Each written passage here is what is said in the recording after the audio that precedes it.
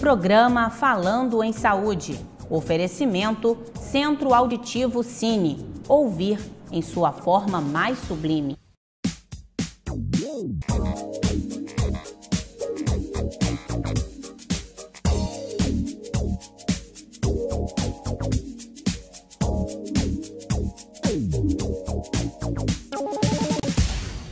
Olá, o programa Falando em Saúde hoje vai abordar a nutrologia, uma especialidade médica que cuida de problemas relacionados a doenças metabólicas, distúrbios alimentares e outras coisas assim super interessantes.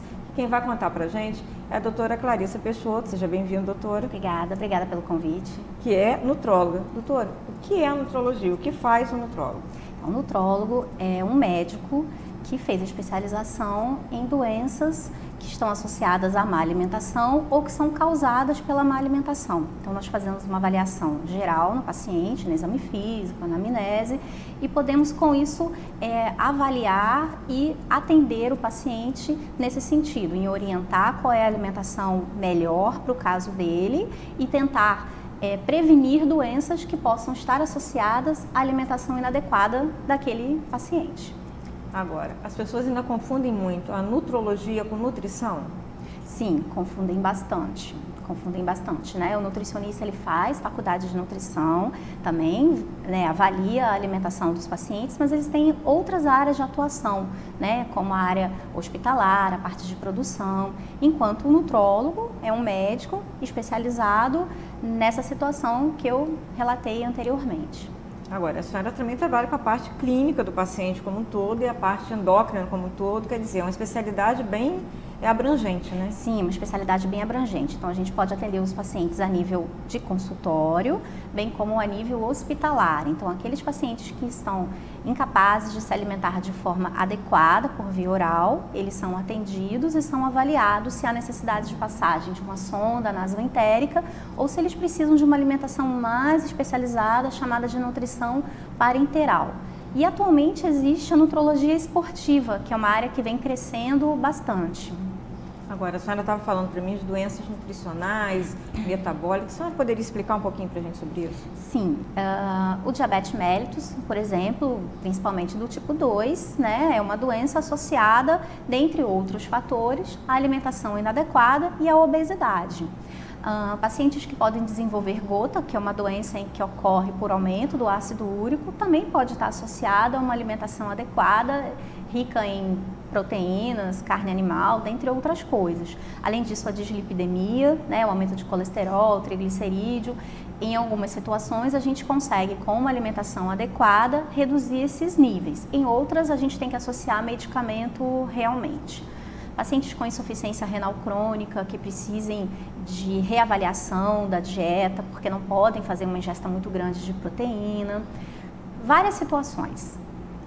Agora, a avaliação, então, nutricional do seu paciente, quando ele chega para a senhora no consultório, é uma bateria, vamos dizer assim, de exame, é uma complexidade de exame. Sim, inclui exame físico, exame laboratorial, uma anamnese bem feita. A partir daí, começa a se delinear qual a patologia e a maneira que a senhora vai tratar esse paciente. Sim, a partir daí a gente faz a avaliação do que é necessário modificar, do que a gente deve incentivar que o paciente faça e outras coisas como atividade física que a gente tem que sempre incentivar. Agora, doutora Clarissa, os diagnósticos dessas doenças muitas vezes são difíceis, porque são doenças às vezes insidiosas, né? Quando a pessoa se descobre, por exemplo, diabética, já está no limite, quase que no limite mesmo, né? É mais difícil para a gente tratar? Sim, a gente sabe que o diabetes, como você falou, o paciente diabético do tipo 2, quando você descobre, né, quando é feita a descoberta da doença, já tem um tempo de evolução. Então, o que é importante que você tenha em mente? Se existe uma história familiar de diabetes e está sempre fazendo o exame de controle, né, e prestando atenção se está surgindo algum sintoma ou algum sinal que possa sugerir o diabetes. Agora, são doenças ligadas, na maioria das vezes, também à alimentação, né? Uma má alimentação, uma maneira inadequada de vida. Sim, hábitos alimentares errôneos estão associados a várias doenças. Agora, doutora Clarissa, em relação hoje, por exemplo, à questão da obesidade, o mundo está obeso, né? O mundo está obeso, a gente vem observando um aumento de obesidade no mundo inteiro e o que é mais preocupante, em crianças. Não é? Então, é esse foco, né? São nessas pessoas que a gente também tem que focar no atendimento à criança que está obesa, porque a criança obesa hoje é o adulto obeso de amanhã. E a possibilidade dele se tornar um obeso diabético, dislipidêmico, com síndrome metabólica é muito grande. Então, o ideal é desde pequenininho, aquela história de criança, quanto mais gordinho, mais bonitinho. Isso não é fato, totalmente né? errado. A gordura não é sinal de criança saudável, perdão. Não, a gordura não é sinal de criança saudável e a gente tem que estar bem atento a isso, né? Ao peso. A criança passa pelo pediatra, faz a curva de crescimento, curva do peso, então o menor sinal de que está muito acima, né, dessa curva do peso, ela deve ser encaminhada a um profissional para que seja feita uma avaliação adequada. Então nós teríamos, por assim dizer, alguns alimentos que são altamente maléficos ao nosso organismo e outros que são muito benéficos. Sim. Teria como a gente fazer uma tabela, um patamar em relação a esses alimentos? Sim. Se a gente for observar, se a gente for parar para ler as diretrizes da Sociedade Brasileira de Cardiologia, assim como a Sociedade Brasileira de Nutrologia, eles publicaram diretrizes a respeito da quantidade de caloria, gordura, proteína que a gente deve ingerir ao longo do dia, além de que aqueles alimentos que não devem ser ingeridos, né? Então, quanto mais natural, mais fresco, melhor, né? Legumes, verduras, frutas frescas, e a gente deve evitar, né, as frituras, os alimentos enriquecidos com gordura visível, né? Assim como gordura trans, que não deve fazer parte da alimentação, ingerir uma quantidade pequena de gordura saturada. Tudo isso a gente encontra nas diretrizes. Agora, já que a senhora falou, o que é uma gordura trans? Uma gordura trans é uma gordura geneticamente modificada, né? Ela não é natural, digamos assim, né? Então ela deve ser evitada. Ela foi produzida para dar sabor e crocância ao alimento, mas a gente não deve fazer uso dela. Mas no mundo de hoje, que a correria é grande, o tempo é pequeno, acaba que na maioria das vezes a gente acaba comendo pela rua. Sim. Né? Vem o self-service, vem o fast food, a gente se alimenta totalmente inadequado, de uma forma inadequada, né?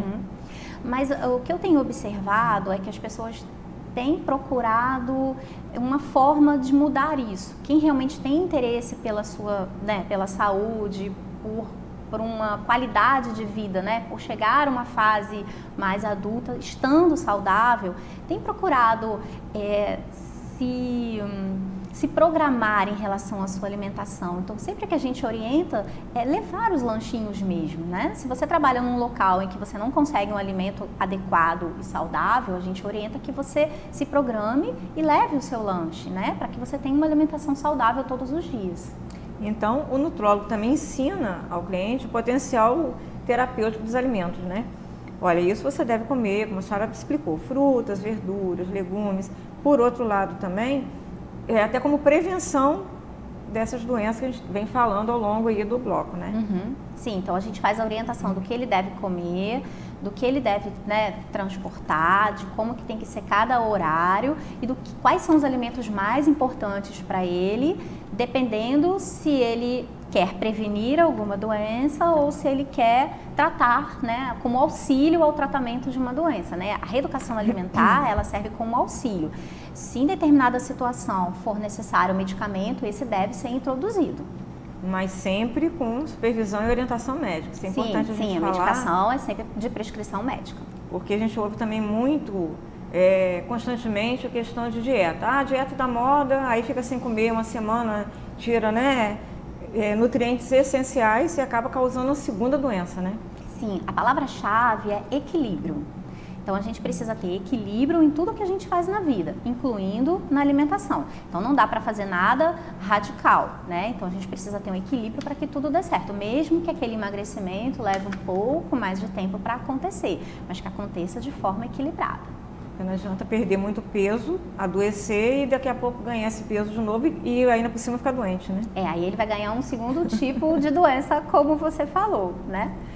Agora, hoje em dia é comum a gente ouvir a orientação, doutora Clarissa, sobre ler rótulo dos produtos antes de adquirir, né? Para saber realmente a quantidade de sódio, de conservantes. Isso é fundamental para uma boa saúde, para a manutenção da saúde? Eu oriento os meus pacientes que eles sempre leiam o rótulo antes, né? Então, às vezes eu programo algum tipo de alimento que deve conter tantas calorias, então eu peço para que eles leiam o rótulo para se certificar de que é aquilo mesmo, né?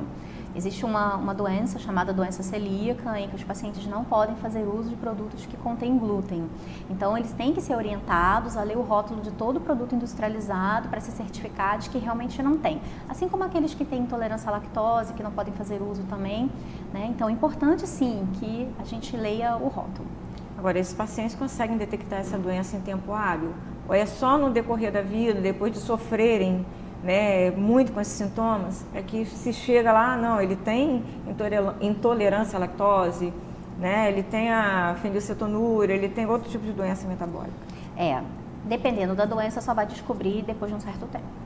Aí fica mais difícil o tratamento, doutor? Ou tirando esses produtos, fazendo a substituição equilibrada, se contorna bem? Aí a gente consegue controlar bem, sim. Aí é vida normal? Vida normal, né? Só vai escolher certinho aquilo que vai comer, o restante é normal. Agora, outra questão que as pessoas sempre têm dúvida, e se ouve muito falar, você vai comprar um produto que seja diet. Ah, mas é light.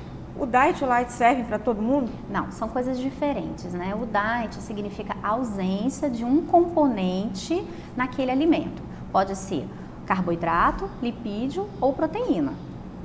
Então, não é porque é diet que não, né, pode não ter açúcar, mas pode também não ter proteína. Então, é a ausência de um dos componentes naquele produto. Enquanto o light, você tem redução do total de calorias daquele alimento. E aí pode ser redução pela gordura, pela proteína, pelo carboidrato. Então, há realmente diferença entre as duas situações. Ok, eu vou para o intervalo comercial e volto daqui a 1 minuto. Mas antes, fique também com uma dica de saúde do Dr. Charbel Cury. Alô, Márcia, todos que estão nos assistindo no Falando de Saúde. Hoje a nossa dica é em relação aos cuidados com a dengue. Dengue é uma doença infecciosa, febril, aguda, grave, causada pelo mosquito Aedes aegypti, né, pela picada do Aedes aegypti, que transmite o vírus da dengue.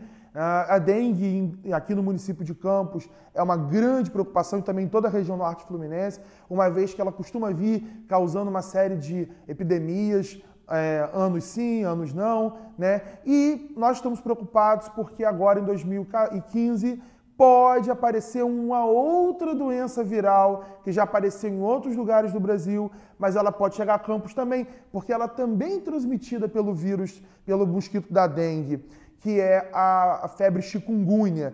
Então, a partir de 2015, nós temos duas preocupações. Primeiro é a dengue e a outra é a chikungunya. Ambos vírus muito semelhantes, transmitidos pelo Aedes aegypti. Então, essa dica de hoje, ela vai a você que está nos assistindo, em relação aos cuidados fundamentais para evitarmos nos infectar com a dengue e também com a chikungunya, né? Em primeiro lugar, lembrar que doença é essa, que doenças são essas. São doenças que causam febre, mal-estar geral, né? Dor de cabeça, dor no corpo, vômito, diarreia.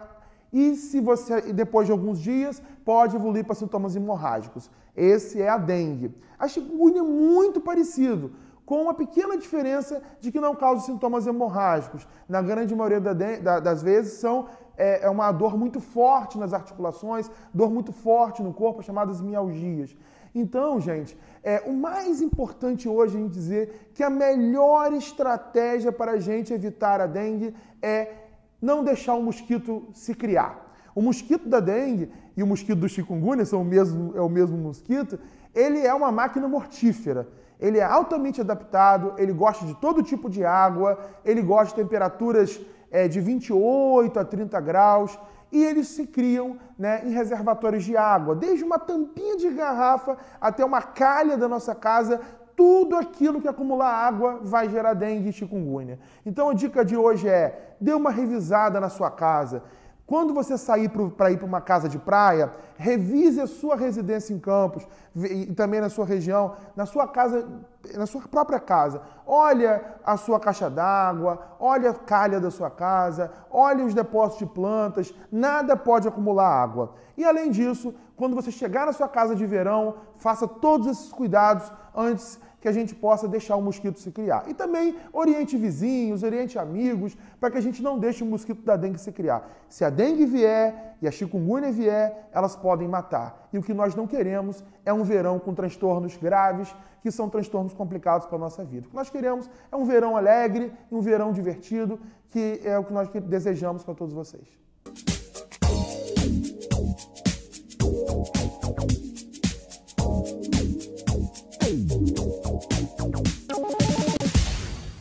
Ultramed Diagnósticos, um completo centro de diagnósticos por imagem, equipamentos com a mais alta tecnologia, busca pela excelência em todos os setores, convênios com os principais planos de saúde. Ultramed Diagnósticos, valores que vão além da imagem.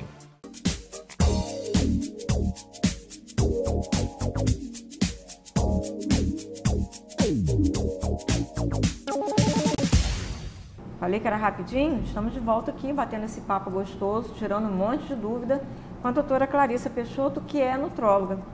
Doutora, em relação aos chamados transtornos alimentares, gostaria que a senhora explicasse um pouquinho para a gente sobre eles.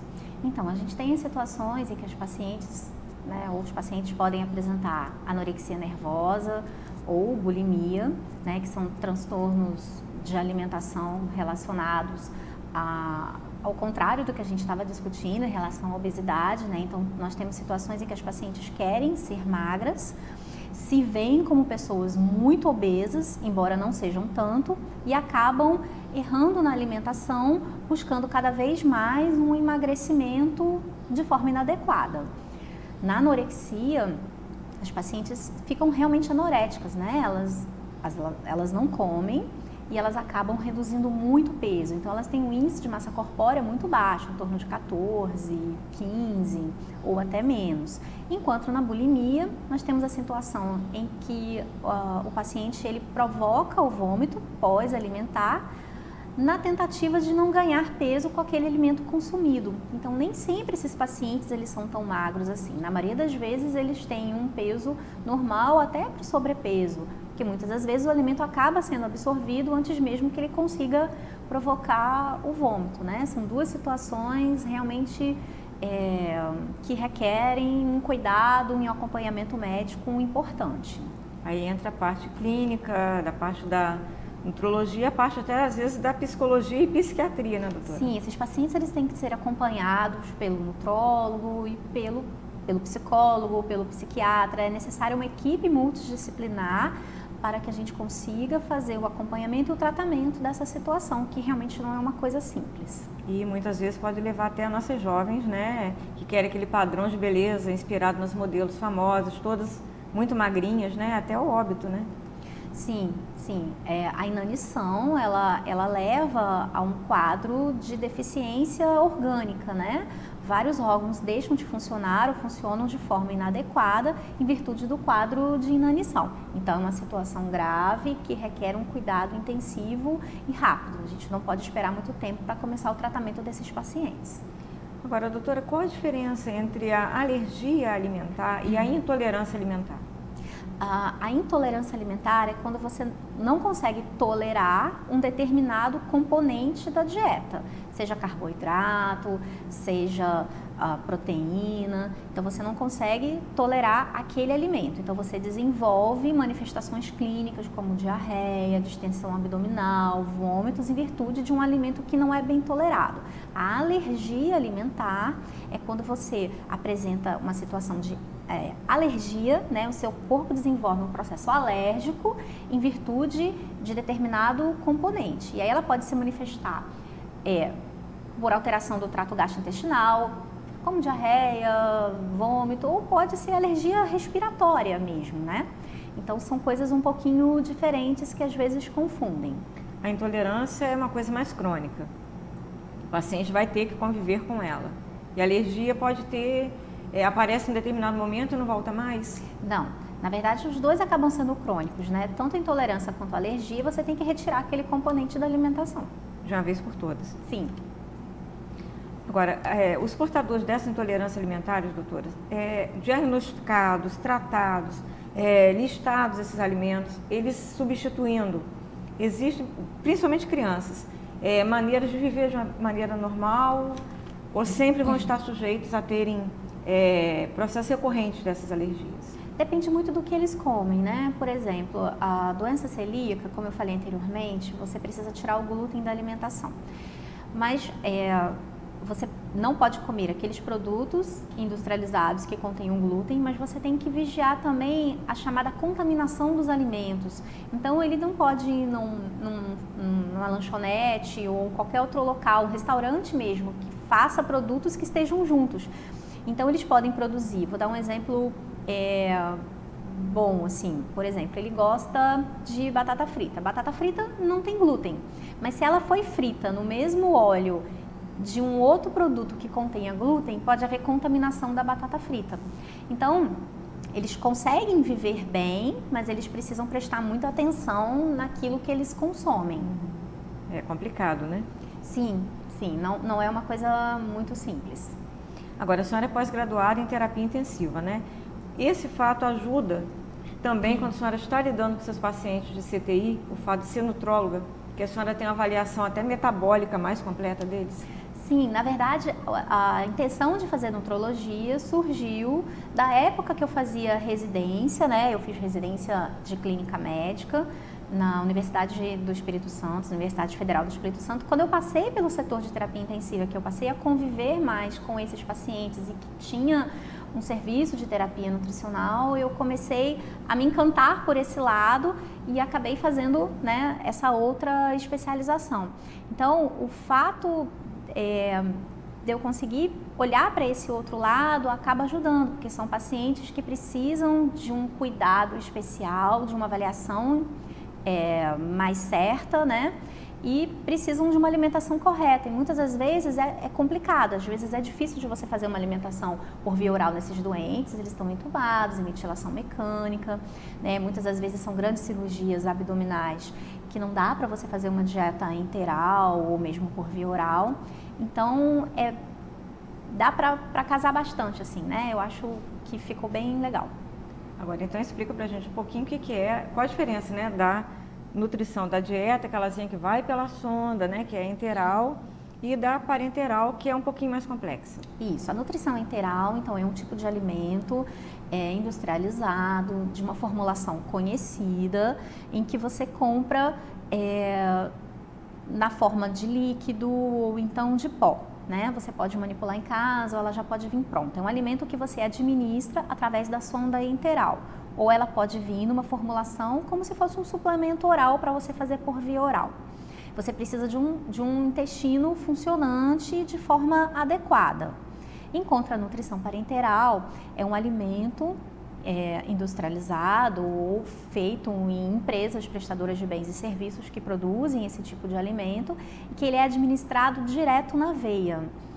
Então, é um pouco mais complicado e precisa de uma prescrição muito certinha, de ser avaliado o peso do paciente, idade, o diagnóstico. Ela pode ser feita tanto a nível hospitalar como domiciliar, se ela for bem acompanhada e bem prescrita.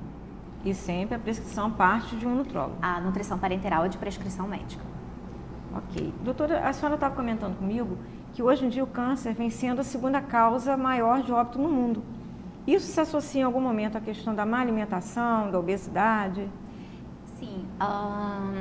O câncer antigamente era a terceira causa de óbito no mundo, né? Atualmente a primeira causa são as doenças cardio-cérebrovasculares, seguida pelo politrauma, né, pelos acidentados, e o câncer vem surgindo como segunda causa de óbito no mundo.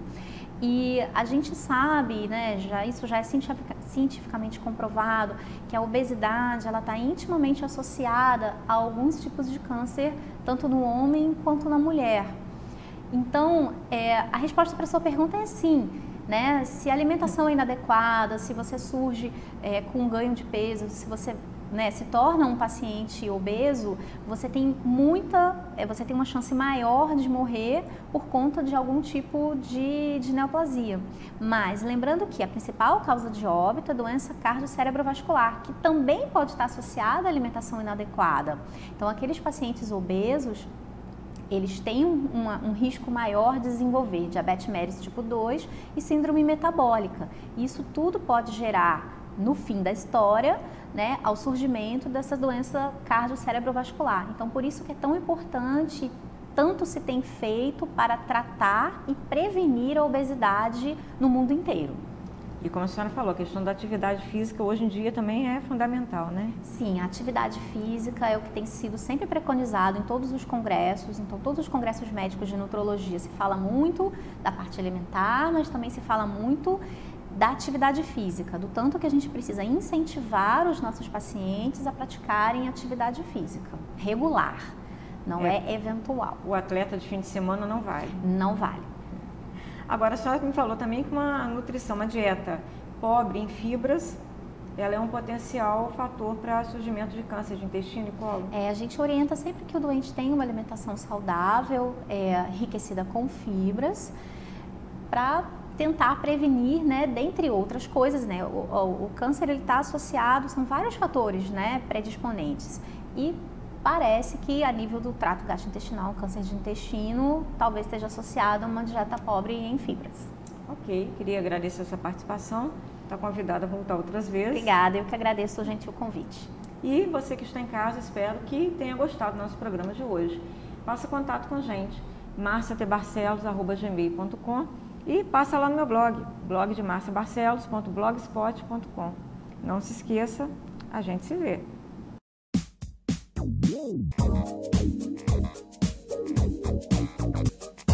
Programa Falando em Saúde. Oferecimento Centro Auditivo Cine. Ouvir em sua forma mais sublime.